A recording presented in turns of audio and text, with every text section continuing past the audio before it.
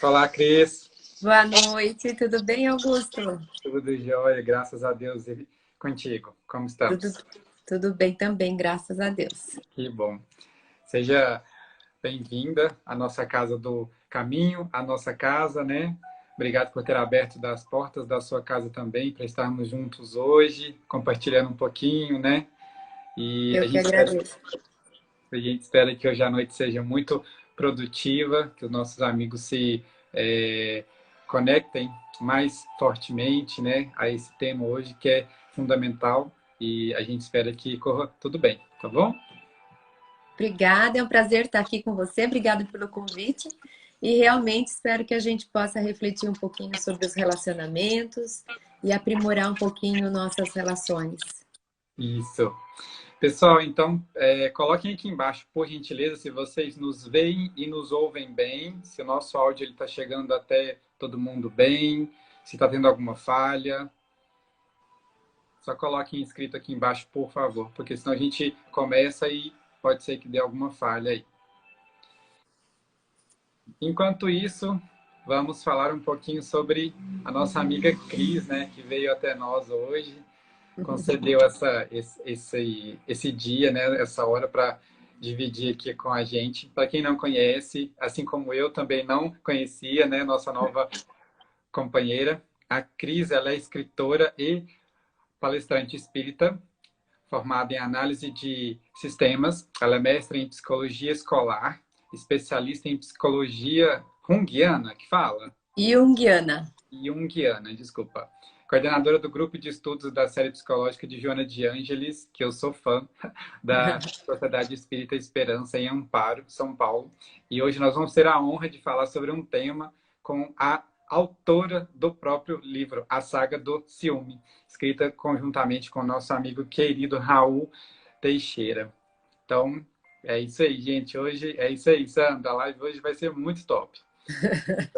Para a gente dar início à live de hoje, a gente conseguir dar início antes, né, o mais rápido possível, para a gente utilizar todo o tempo que a gente tem hoje. Como de costume, vamos fazer a nossa prece para darmos início a esse estudo, a esse encontro, né?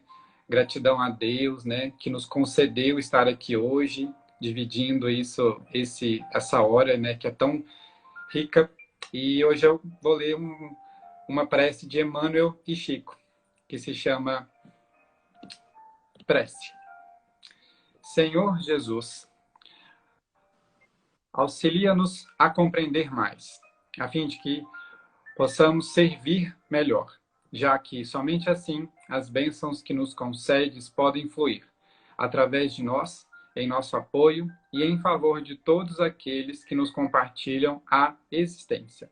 Induze-nos à prática do entendimento que nos fará observar os valores que, porventura, conquistemos, não na condição de propriedade nossa, e sim por manancial de recursos que nos compete mobilizar no amparo de quantos ainda não obtiveram as vantagens que os felicitam à vida. Ajuda-nos, ó Divino Mestre, a converter as oportunidades de tempo e trabalho com que nos honraste em serviço aos semelhantes, especialmente na doação de nós mesmos, naquilo que sejamos ou naquilo que possamos dispor, de modo a sermos hoje melhores do que ontem, permanecendo em ti tanto quanto permaneces em nós, agora e sempre. Amiga, seja mais uma vez muito bem-vinda. A palavra é toda sua. Nós vamos desabilitar a caixa de comentários aqui para a gente conseguir fluir com o tema dentro de meia hora, 40 minutos, ou até enquanto o tema seja desenvolvido. E a gente vai deixar aqui só para todo mundo ver, caso alguém entre no meio lá da live, que vocês vejam o tema dela, ok? Palavra toda sua. Cris. Obrigada, Augusto. Eu gostaria de começar contando um pouquinho de como esse livro surgiu. Ele é de coautoria com Raul Teixeira e uma vez numa conversa íntima, batendo papo, passeando com o Raul, ele contou desse trabalho que ele começou a fazer antes do acidente vascular que ele teve, né? Da história dele que ficou conhecida aí no no mundo inteiro. E ele disse que ele tinha começado esse trabalho um ano antes do acidente acontecer. Então, ele não teve chance de desenvolver em muitos lugares. Ele tinha planejado um seminário e chegou a fazer em 1 ou 2 lugares apenas. Então, ele propôs que a gente retomasse aquele material que ele havia programado e desse material nós produzíssemos o livro. Augusto, você está ouvindo bem a minha voz? Está tudo bem? Tudo ok. Então, eu retomei, ele tinha, felizmente, a Frater tinha providenciado um DVD do seminário que ele fez. Então, eu tive acesso a esse DVD, fiz a transcrição praticamente inteira da colocação dele, né, das palavras, do pensamento que ele utilizou nesse seminário. E essa ficou como se fosse metade do livro. Então, em coautoria com ele, através da transcrição que a gente fez do seminário. E metade do livro a partir do que eu me propus a estudar, porque quando ele disse, vamos fazer um livro sobre o ciúme, a primeira coisa que passou pela minha cabeça é, será que tem material para escrever um livro sobre o ciúme? E a segunda coisa que me passou pela cabeça é, eu nem sei o que falar de ciúme, eu nunca pensei a respeito. E eu fui sincera com ele, eu disse, Raul, eu topo, mas eu vou precisar estudar, mergulhar nisso, porque você tem certeza que isso dá um livro? E aí ele sorriu e disse assim, pois é, Cris, né? A gente não fala disso. No entanto, isso está tão presente nos relacionamentos. Por isso que precisa ser resgatado, precisa ser divulgado, precisa se falar a respeito. E eu fiz isso, me dediquei a ler, a me aprofundar, muitas conversas com o próprio Raul para receber a orientação de que caminho ele queria que a gente seguisse, e o livro saiu. E a dinâmica que a gente propõe para se falar sobre ciúme é uma dinâmica em que a gente começa falando de relacionamento. Porque o ciúme, ele é um sentimento, uma emoção que surge sempre quando existe uma relação. Ele não é um sentimento que brota em nós por si e envolvendo apenas nós conosco mesmo. Ele sempre surge quando nós estamos em relação. Seja em relação com outra pessoa, seja em relação com um objeto, inclusive. Porque nós temos esse apego e esse ciúme até por coisas materiais. Não quero que mexa nas minhas coisas, não quero emprestar isso, não gosto que pegue naquilo, né? Não quero perder, enfim, não quero que acabe, eu guardo de medo que se acabe. Então, sempre que nós estamos em relação com algo ou com alguém, nós podemos desenvolver essa questão do ciúme. Então, antes de nós falarmos no ciúme propriamente dito e pensarmos um pouquinho que sentimento é esse, de onde ele vem, por que ele vem, o que a gente pode fazer a respeito, nós precisamos pensar um pouquinho no que é uma relação. Afinal de contas, ele aparece na relação. Então, quando nós pensamos, estudamos um pouco os relacionamentos, nós já vamos entendendo as origens, né, a causa dessa emoção do ciúme. Quando nós falamos de relacionamento, existe sempre 2 lados da história, né? Vamos focar aqui no relacionamento entre 2 pessoas. Vamos deixar o ciúme relacionado a objetos, a pertences, a bens, de lado um pouquinho. E vamos focar nesse ciúme que tem a ver com relação entre 2 pessoas. Ciúme de mãe com filho, de marido com esposa, de esposa com marido. E nessa relação, quando nós estamos em relação com alguém, colega de trabalho, um irmão, existe sempre esses 2 seres que pertencem a essa relação, né? São 2 seres humanos. Tem o si mesmo, que é sempre o sujeito de quem está falando, analisando, se explicando, e tem o outro da história.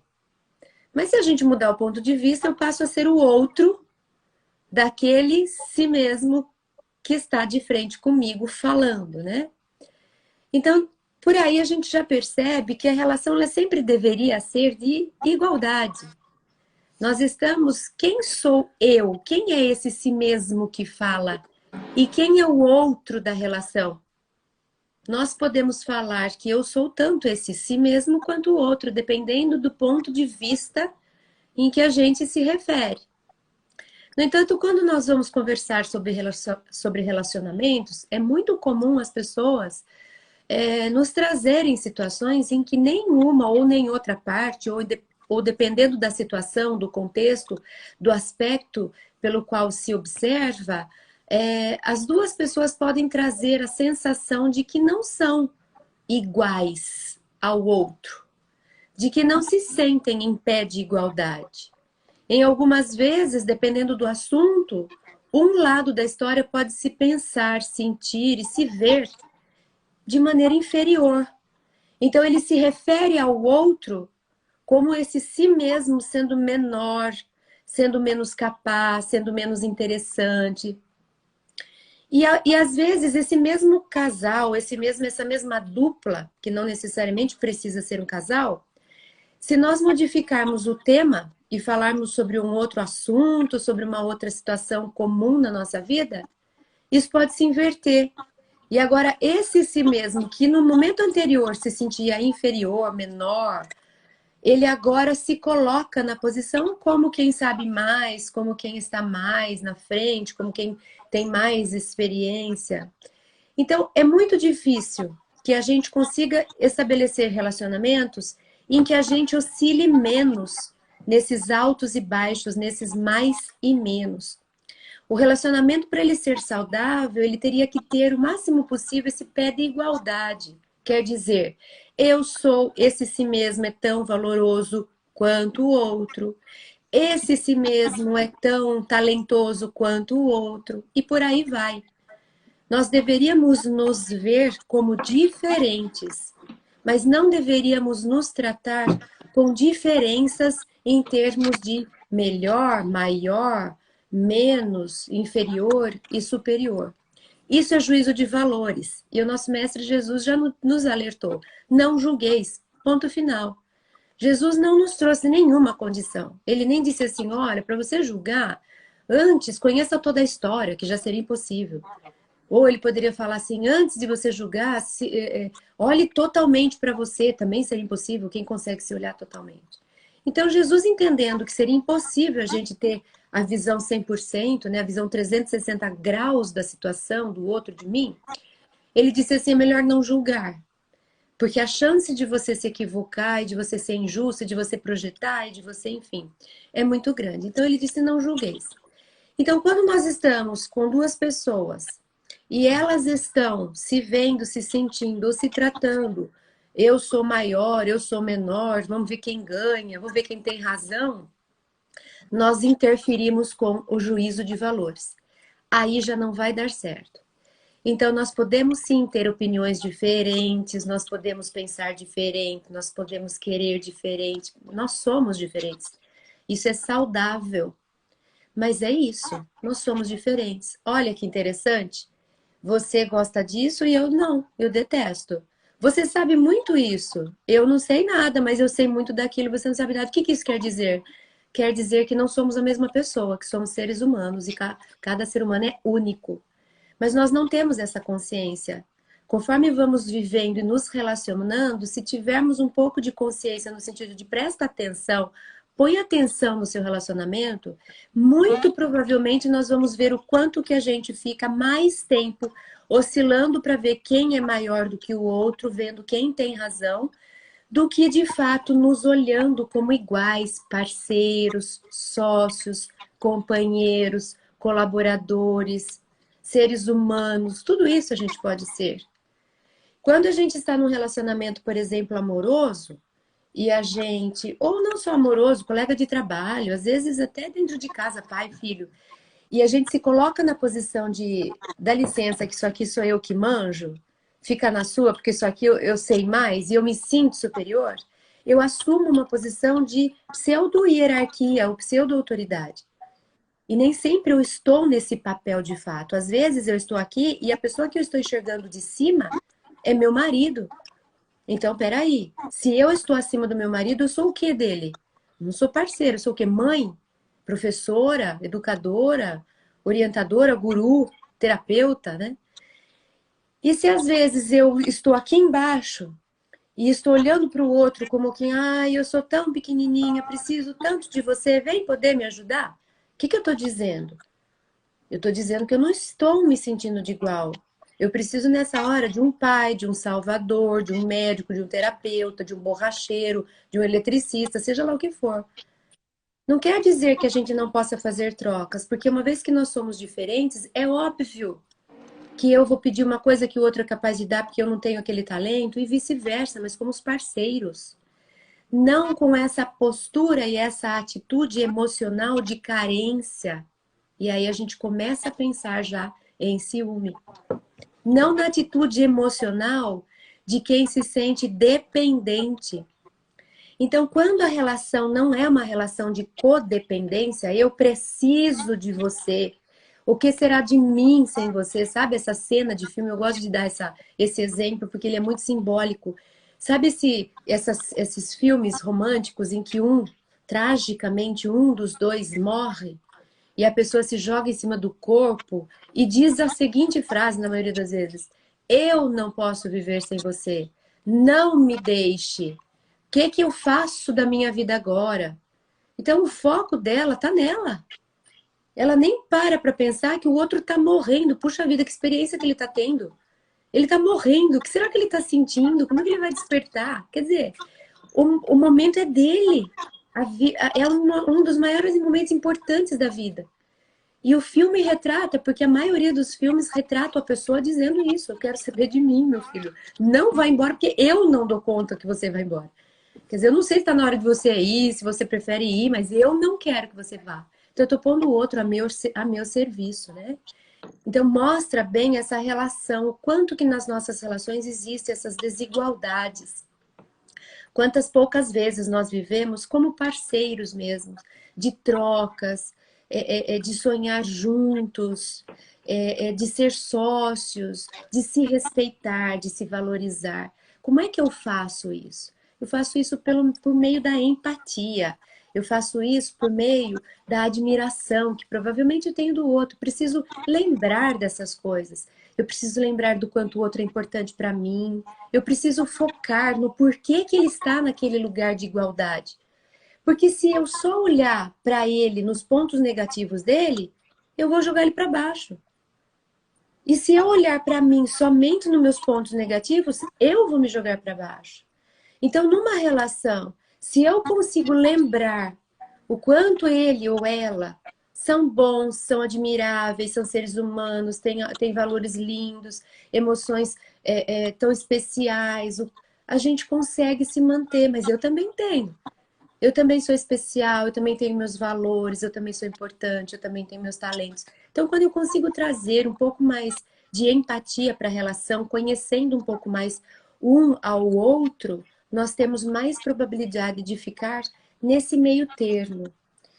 Tem uma frase do Raul que quem já me escutou alguma vez, certamente já me ouviu falar, porque acho que até eu já cansei de tanto que eu falei, mas ela é muito significativa, né? É quando ele fala assim, numa das palestras em que ele estava fazendo, na mesma situação, vou resumir, na mesma situação ele viveu duas experiências. Ele terminou a palestra, aquelas pessoas tinham vindo para conversar, eu estava ali por perto e eu mesma ouvi. E nessa situação, eu vi ele recebendo um elogio que passou do limite, era uma lisonja, que já assim, estava virando até uma idolatria.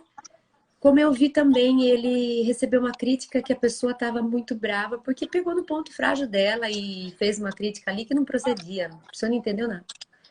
O Raul, nas duas situações, ele se coloca da seguinte forma. Na primeira, ele diz assim, muito obrigada pelo seu carinho, mas eu sei que eu não sou tudo isso. Então não adianta você querer me elevar, eu sei o meu tamanho, eu sei onde eu estou. E na crítica que ele recebeu, ele fez assim, muito obrigada pela sua consideração em vir me alertar. Mas eu sei que eu não sou só isso, não foi isso que eu quis dizer. Eu sei que eu não me expressei desse jeito. Então, de novo, eu sei, não adianta você querer me jogar para baixo porque você não tá bem. Eu sei aonde eu estou, eu sei o que eu falei, eu tenho consciência de quem eu sou. Então, quando eu tenho consciência de quem eu sou, eu nem me exalto acima dos outros e nem me deixo cair ou me oprimirem. Então, o segredo do relacionamento saudável, o segredo do relacionamento harmônico, desse que dura e que cada vez mais se enriquece, que cada vez mais guarda experiências boas, lembranças agradáveis, é esse relacionamento em que os dois ficam, na maior parte do tempo, se enxergando como dois adultos. Eu não sou mamãe do meu marido para preparar um negocinho na boquinha dele. Não quer dizer que eu possa fazer isso. Eu devo, isso é romântico. Isso é troca, isso é carinho. Mas não porque ele precisa que eu faça isso, senão ele não é capaz de fazer. E vice-versa. Eu não preciso que o meu papai venha cuidar de mim, porque senão eu não vou ter como... Eu consigo, eu sei. Eu me valorizo, eu dou conta. Mesmo que eu nunca tenha feito nada na vida, a hora que eu precisar fazer, eu vou me arranjar. E eu vou ser capaz, eu me sinto capaz. E não quer dizer que a gente não possa estar em relações, inclusive desse tipo que eu acabei de descrever, em que eu, por exemplo, prefiro ficar em casa, meu marido ganha dinheiro, não tem a ver com isso. Não tem a ver com ações, não tem a ver com condições de fora, tem a ver com atitude de dentro. Eu posso falar para o meu marido assim: eu não gosto de cuidar de carro, por favor, vai lá, enche o pneu do meu carro, vê se está faltando óleo, leva não sei onde você quiser, olha se tem serviço, vê se precisa pagar IPVA. Não quero. Mas é uma atitude adulta de quem não quer, não é uma atitude infantil de quem não, de quem pensa que não dá conta de fazer, de quem acha que precisa de alguém, senão não seria capaz de fazer. Então, menos importante, não estou dizendo de coisas que a gente faz no dia a dia. Eu estou dizendo de como eu me sinto ao fazer. Então, como diz Paulo, não é a coisa pura ou impura. É a minha relação com ela que dá a qualidade do que ela vai vir a ter. Então, eu posso fazer tudo, me relacionar de todas as formas, contanto que internamente eu me sinta adulta. Não estou com vontade de fazer isso, mas não é porque eu não saiba, porque eu não posso, porque eu não acredito em mim. É só porque eu prefiro. Tudo bem para você, tudo bem para você, e a gente vai fazendo trocas. Quando eu me sinto inferior ou quando eu me sinto superior, se eu me sinto superior, uma das coisas que a gente pode acabar fazendo é a gente se sentir dono do outro, chefe do outro, dominador do outro. E aí a gente começa a achar que o outro nos pertence. Se o outro nos pertence, como é que ele pode querer olhar para algum lugar que eu não mandei? Como é que alguém olha para esse que é meu? Eu fico com ciúme. É porque eu estou trabalhando com o meu relacionamento na base da posse. Porque eu sou superior, eu mando, eu sou dono, eu possuo. Então, ele me serve.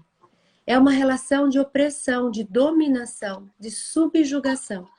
Então, é muito comum a pessoa que se sente superior sentir ciúme. Ela sente ciúme porque ela se sente afrontada. Porque o outro não pode ter liberdade. Como é que ele olha para lá? Como é que ele vai no lugar sem me contar? Como é que ele vai sem a minha presença? Como é que ele tem outros amigos que eu não sei quem são? Então, se eu sou superior, ele me serve. Ele tem que me dar satisfação, ele tem que me pedir permissão, ele tem que ficar me servindo. Afinal de contas, ele orbita ao meu redor. Então, a gente está falando aí de um complexo, por exemplo, de um complexo de superioridade. Eu não sei o meu tamanho, como o Raul sabe o dele. Eu tenho um ego inflado, eu acho que eu sou mais. Então eu domino, eu reprimo, eu oprimo, eu subjugo. Mas e se eu estiver aqui embaixo? Pode ser que eu esteja numa relação em que eu me sinta que eu possua um complexo de inferioridade. Agora é o contrário. Agora eu tenho medo que ele escape, eu tenho medo que ele goste de outro, eu tenho medo que ele perceba que eu não sou boa o suficiente, vai que cai a ficha do quanto eu sou inferior, eu tenho medo que ele se encante com alguma coisa. Então, eu fico vigiando, eu fico olhando o celular. Por quê? Porque eu não me sinto grande o suficiente, ou adulta o suficiente, ou interessante o suficiente, ou valorosa o suficiente para que alguém esteja comigo porque quer.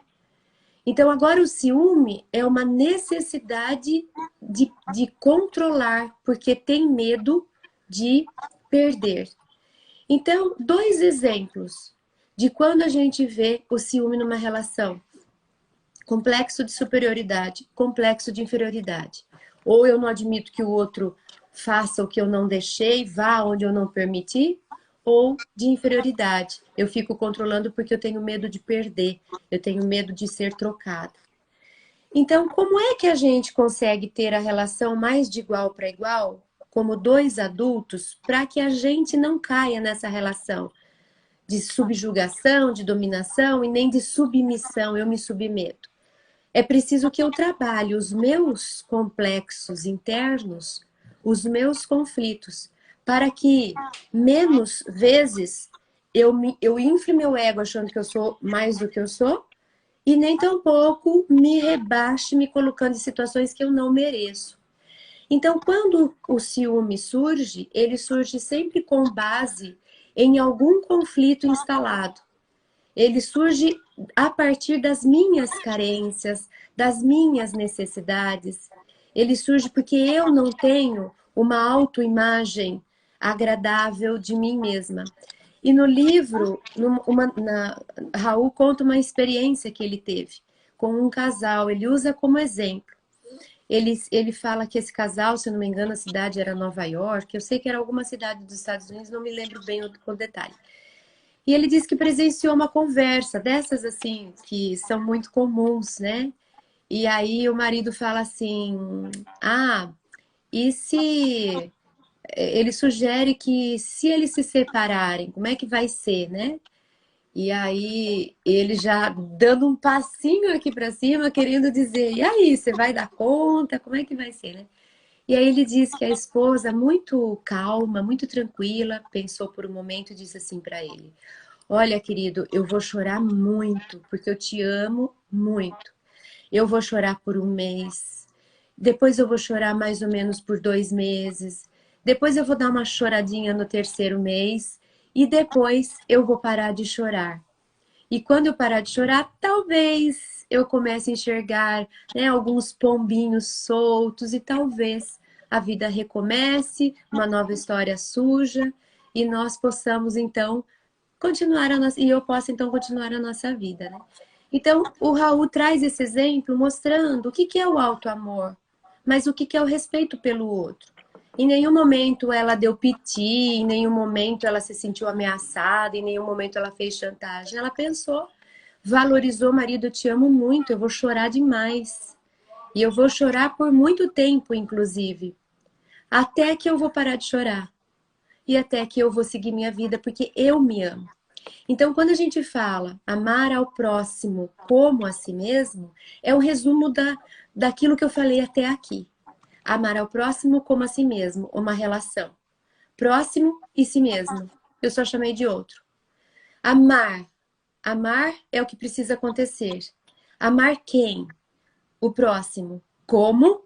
A si mesmo. Precisa ter amor dos dois lados da história. É o amor que mantém os dois lados no mesmo patamar, numa relação de igualdade, de respeito, de admiração, tudo isso mútuo. Eu amo a mim e amo o outro. Eu me valorizo e valorizo o outro. Eu me admiro, eu gosto de mim e eu gosto do outro. O que também acontece do outro lado.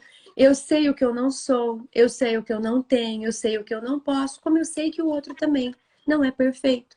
Eu sei das dificuldades dele. E é isso que é bonito. Eu escutei hoje de uma jovem que está casada há menos de 10 anos, ou quase 10 anos, e ela é muito jovem, mas é de uma sabedoria, de visão de vida. Ela sabe exatamente o que ela quer, o papel que ela está, então ela não se incomoda com o que outras pessoas poderiam dizer. Ah, mas você fica em casa cozinhando? Ela fica porque ela quer, porque ela gosta. E ela faz com carinho por um amor que ela sente pelo esposo. E ela entende que o esposo, eu escutei a versão dela, não escutei a versão dele. A versão dela, ela entende das dificuldades, ele tem umas coisas às vezes chatas nas palavras dela. E tudo bem, porque quem não tem? Isso é tão pequeno perto do tanto de coisa legal que ele tem. Isso é você ser adulta, é você estar no lugar que você está e você validar o lugar que eu estou. Eu não estou aqui porque eu não tenho opção. Eu não estou aqui porque eu sou uma pobre coitada. Como eu também não estou aqui porque eu sou o bonzão, não é? Ou que sabe tudo e que precisa ajudar o outro, porque sem mim ele não vive. Não, isso são relações desiguais. E isso acaba virando briga, acaba virando confronto.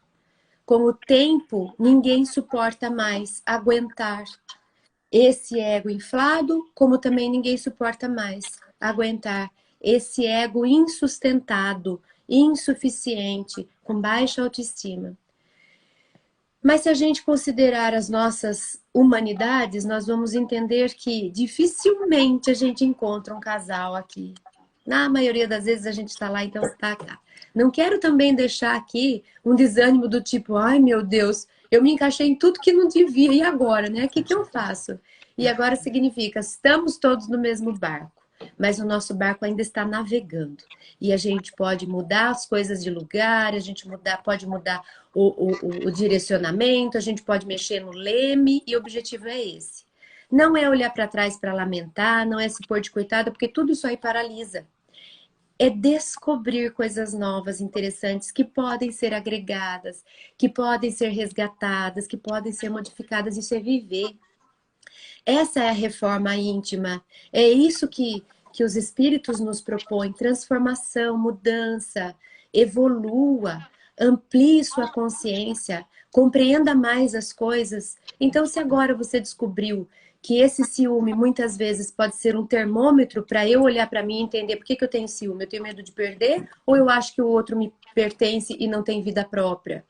É uma chance que eu tenho de olhar para isso e de identificar isso em mim e de poder, inclusive, mexer nisso, conversar a respeito, de frente, não confrontando, mas enfrentando, estando de frente, enfrentando a mim mesma, de poder falar, de conseguir não engasgar, falando de mim e não acusando o outro. O ciúme tem muito disso. O ciúme é uma projeção, eu jogo no outro a responsabilidade, eu exijo do outro, eu crio expectativas. E a ideia dessa igualdade é eu sou capaz de falar de mim. Eu não posso falar do outro o que ele deveria ou não fazer, e a gente gosta de fazer isso. A gente gosta de consertar o outro. Então a ideia é que se invista nos relacionamentos. Esse é o pedido do Raul, para que a gente fale do tema, para que a gente aborde as famílias, os relacionamentos familiares, para que a gente fale a respeito daquilo que não faz bem para as relações, como, por exemplo, o próprio ciúme. Então, sempre que estivermos em relacionamentos, é interessante esse convite. Tem uma frase que eu selecionei que eu gostaria antes de me esquecer, de falar. É uma frase que está num dos livros do Raul Teixeira, é de autoria do Camilo, o Espírito que o orienta. E ele fala a respeito dos relacionamentos que não são saudáveis. Ele diz assim, abre aspas, deseja-se que a união desses parceiros não se converta num continuado empenho de domar, de submeter o outro, ignorando-se toda uma realidade formativa, que não se consegue abater senão ao preço de muita dor, de muita frustração e de muita desventura, que facilmente se converte em processos de mágoas e ódios de difícil solução. Então, antes que eu possa desenvolver um relacionamento e chegar nesse nível de dor, de desventura, de sofrimento, de mágoa, de frustração, por que não aproveitar os sintomas, os termômetros dos relacionamentos e se perguntar o que não está bom? Isso, então vamos mergulhar nisso. Vamos ficar de frente e conversar a respeito disso. Não para eu falar para o outro o que ele não faz, o que ele deveria fazer, mas para eu falar de mim mesma. O que eu penso disso? Quais são minhas necessidades? O que eu enxergo? Qual é o meu ponto de vista? Como que eu compreendo isso? Depois, empaticamente, ouvir o outro e tentar imaginar o porquê que ele diz o que ele diz, porquê que ele pensa como ele pensa, que experiências ele teve para chegar onde ele chegou. E agora, como dois adultos, sócios, companheiros de jornada, negociar. Como é que a gente pode fazer com isso? Tem coisas que eu posso ser flexível. Tem coisas que ele pode ser flexível. Então, a gente pode sim conversar. Existe uma frase da comunicação não violenta que é assim, Eu tenho aqui o meu lado, você tem aí o seu. E entre mim e você existe todo um campo.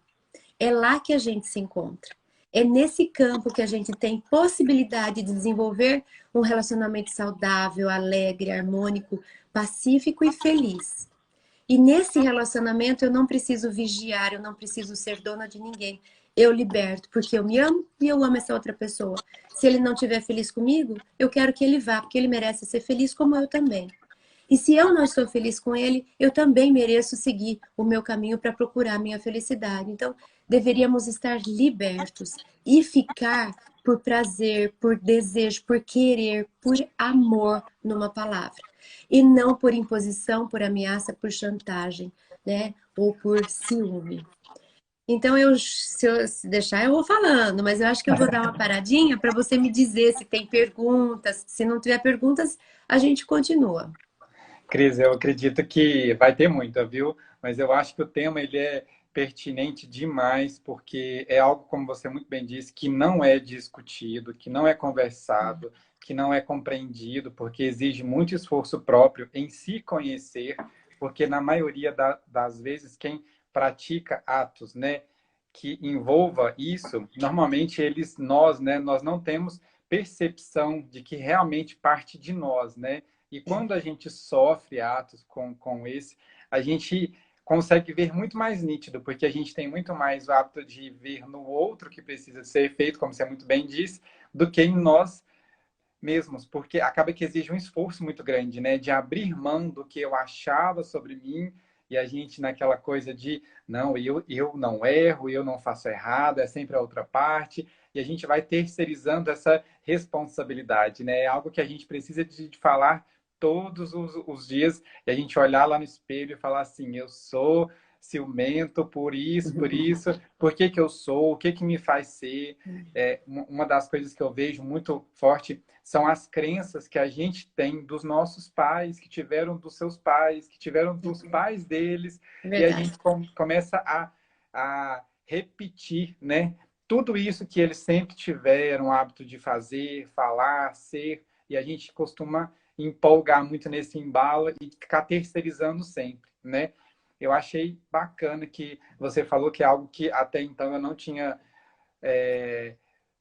pensado por esse ângulo, que na maioria das vezes quem sente ciúme ou é porque se sente muito superior ao outro, né, e coloca o outro como servidor dele, né, e de mais ninguém, ou é quem se sente muito inferior, que tem muito medo de perder quem ele acha que valoriza, né? Quando nós sentimos que somos muito, a gente acha que o outro é pouco, então o outro precisa de me servir. Quando eu acho que eu sou muito pouco, eu tenho muito medo de que quem esteja junto a mim não queira mais estar, porque sem o outro eu não sou nada. É aquela história de eu sou salvador, vítima, salvador, vítima. A Exato. gente pode ser aquele meio termo ali, né? Às vezes Exato. eu sou um pouquinho um, eu sou um pouquinho outro, e é muito bom. E também tem muito casos de ciúme entre familiares, amigos, pai, mãe, filho. Acredito que a gente possa falar um pouquinho mais sobre isso, né? Gente, se por acaso vocês tiverem alguma dúvida, né, a gente vai falando aqui. Então, escrevam aqui, tá? Caso tiverem alguma dúvida. Então, assim, o que que você diz para a gente, Cris, sobre ciúmes? Assim, a gente vê muito casos, né, de filhos que saem de casa, que os pais ficam ciumados, né? E, enfim, não somente de duplas, né, mas de trios, né, familiares, enfim. Muito boa a sua colocação, que é algo também muito natural de acontecer, muito comum, né? Acho que toda família vive isso. Justamente por isso que você começou dizendo, Augusto, nós temos essas crenças instaladas, que são esses padrões que repetem, às vezes nós vamos passando de geração para geração, né? A gente cresceu num ambiente em que era assim que funcionava, era dessa forma que se resolvia, esse era o valor predominante e a gente acabou incorporando como se isso fosse essa fosse a única forma de viver e a gente vai repetindo. E como nós não temos esse hábito, esse interesse de estudar, de se educar em termos de emoção, em termos de relacionamento. Eu falo que deveria ter escola disso tudo, né? Escola de relacionamento, escola para ser pai, escola para ser mãe. O que nos cabe? O que nos cabe é oferecer aquilo que a gente recebeu. Até a gente ter discernimento, consciência, para poder ir investigar um pouco mais a fundo, para poder ampliar nossa própria consciência e transformar, abrir mão daquilo que não está servindo, deixar para lá, trazer algo de novo, né? Então, é realmente bastante comum. Nas relações familiares, o que acontece, a gente costuma falar na psicologia, tem um termo que é aglutinação. Essas famílias aglutinadas, ou então famílias disfuncionais, que são famílias em que não é bem definido o papel de cada pessoa, não é bem definido o tipo de relação, o tipo de papel mesmo que cada um desempenha. Então, há uma mistura. Não existe também limites, é como se fosse um amálgama.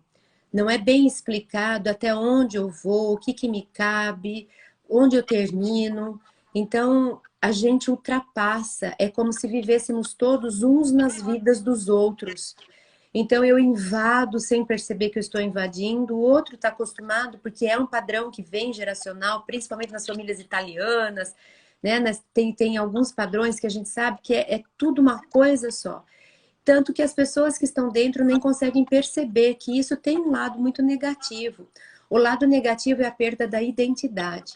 Então, tem pessoas que nunca vão poder, por exemplo, se realizar em termos daquilo que lhe cabe enquanto história de indivíduo, porque ela está na posição, por exemplo, de filho ou de filha.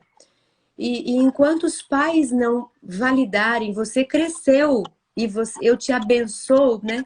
Por isso que tem ritos importantes e que a cultura ocidental tem abandonado. Os ritos, por exemplo, dos judeus, e que com 13 anos eles fazem lá os dois ritos para menina e para menino, um é com 12 e outro é com 13, e eles abençoam e dizem, pronto, a partir de agora eu vou te ver como adulto. Né? A gente, tudo bem que seja com 18, mas eu tô te vendo como adulto. A partir de agora, eu vou te olhar e vou te respeitar nas suas decisões. A gente não consegue. A gente quer cuidar do filho, a gente quer tratar o filho como filho, e ele tem 30, 40, 50 e a gente não consegue. Né? Então, uma das coisas que atrapalha e que gera realmente ciúme é essa falta de compreensão. Quem é quem aqui dentro? Qual é o papel de cada um?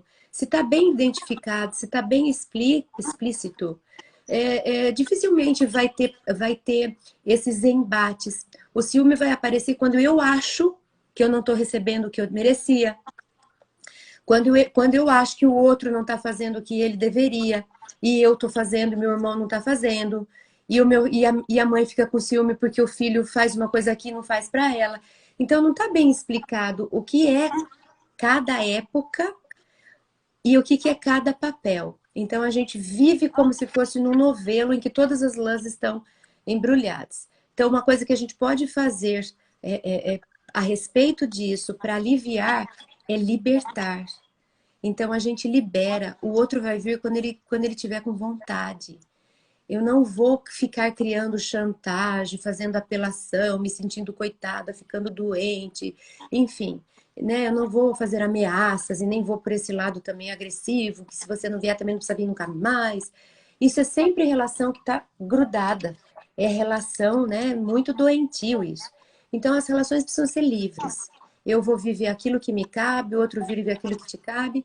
E transparência, comunicação, diálogo. Eu poder dizer para o outro a necessidade minha. Eu tenho necessidade, mãe, que você olhe para mim como você olha para o meu irmão. Por que você não olha para mim que nem você olha para o meu irmão? E a mãe pode falar assim, nossa, eu sempre olhei igual. Mas obrigada por me dizer. Porque eu não tinha esse ponto de vista se você não me falasse. Então, a gente também não sabe se comunicar, né? A gente vai acusar, a gente vai brigar, ou a gente não fala, não fala, não fala, quando fala explode. Tudo isso, padrões repetitivos que a gente tem desenvolvido nas famílias, né? Então, investir no diálogo, na transparência, em se permitir que se fale com essa voz empática, com a escuta empática, que seja transparente, tudo isso ameniza os embates que costumam ter, os confrontos, né? E as disputas, que acabam tendo muito, quando tem essa relação de amálgama, tem muita disputa, para ver quem consegue mais, quem tem mais acesso, quem tem mais privilégio, né? e acaba gerando tudo isso. Exatamente. E tem uma coisa legal que eu vi você dizer que eu não tinha também olhado por esse ângulo, é que não ter ciúmes não quer dizer que eu não valorize o outro, né? A gente entendendo o que que ciúme quer dizer, aí a gente vai compreender que realmente eu desvalorizo o outro, né? Às vezes, né? Pode-se dizer. Exato. E muitas dos nossos amigos aqui comentaram muito... conseguiram ver em si, né, que isso é bom. Eu acho que é o passo primordial, é quando a gente se reconhece, né? Assim como quem é dependente químico, enquanto não se reconhecer, não se trata, porque não se trata aquilo que você acha que não tem, né? Então nós reconhecemos sim, eu sou, né? Vários amigos nossos colocaram, já é um começo muito bonito, né? E a gente e saber que mesmo que a gente entenda hoje, a gente precisa de praticar isso diariamente, é algo que é repetitivamente feito, porque a gente não entende de uma hora para outra, né? A gente precisa de uma aplicabilidade contínua, né? Exatamente, exatamente. É um processo, é um projeto, é um processo, é um caminhar. Então, sem cobrança, mas até com alegria de falar, olha que bom, já sei mais alguma coisa a respeito de mim mesma. A gente não quer o autoconhecimento? Só que o autoconhecimento é isso, a gente vai encontrar o que nas nossas sombras? A gente tem luz nas sombras, a gente tem ouro nas sombras, tem muita coisa interessante que a gente vai descobrir da gente mesmo no processo e que a gente vai se surpreender e ficar, né, e gostar do que a gente encontrar. Mas nós vamos encontrar também outras coisas que não são agradáveis. Não tem como fazer autoconhecimento sem iluminar as sombras. E iluminando as sombras, a gente vai saber o que tem guardado lá. E já estava guardado lá faz tempo. E graças a Deus que agora eu tô vendo, porque agora sim eu posso então mexer com isso, né? Trabalhar. E quando a gente entende que ciúme tem muito a ver com o quanto a gente se ama, né? Ou a gente se ama demais, ou a gente se ama pouco, né? E aí a gente tem que saber que quando a gente se vincula a uma dupla, casal, enfim, seja quem for, normalmente, para não dizer na maioria das vezes, é quando a gente vai se completar, né? Casal, nunca, assim, raramente a gente se vê casais parecidos em muitas coisas que se dão bem, porque eles precisam de algo diferente do que eles já têm.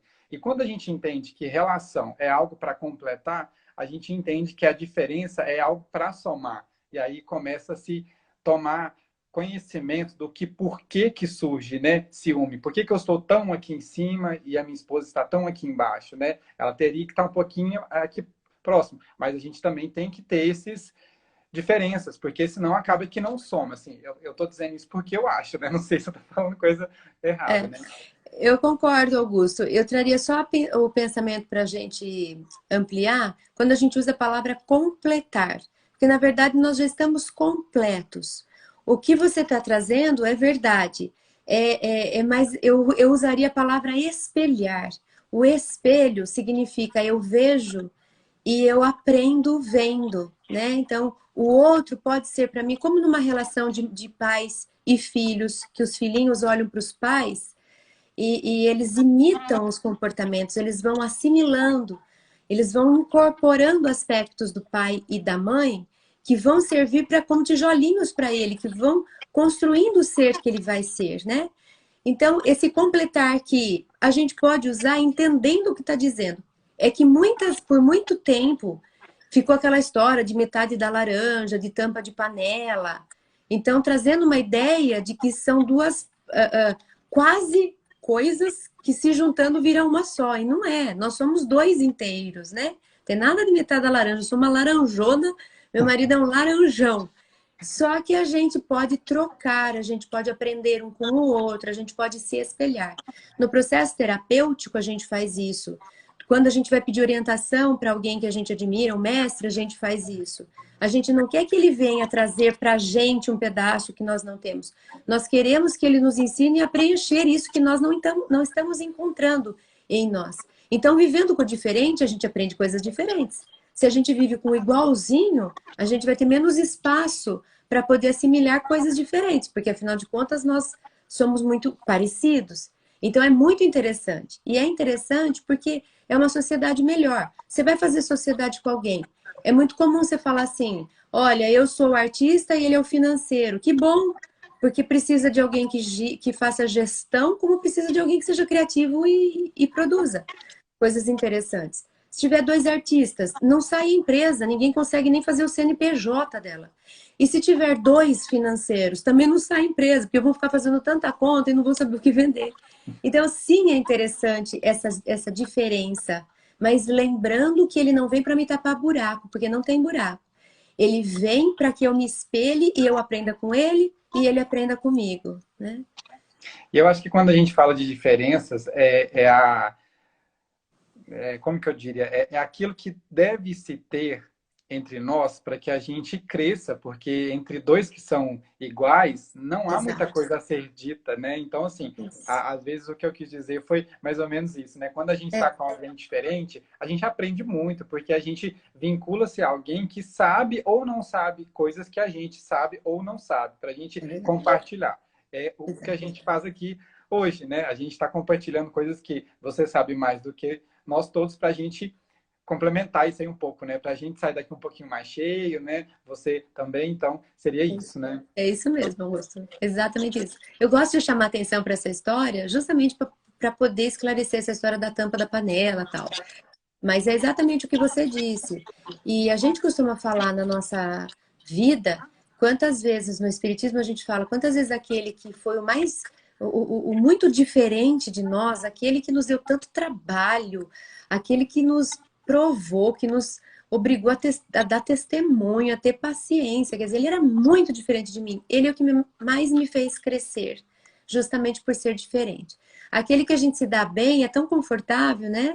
Dá a impressão que passa uma vida inteira e a gente não sai do lugar, porque tá tão bom do jeito que tá, não precisa mudar nada. Então, de fato, tem esse lado que é um lado interessante, né?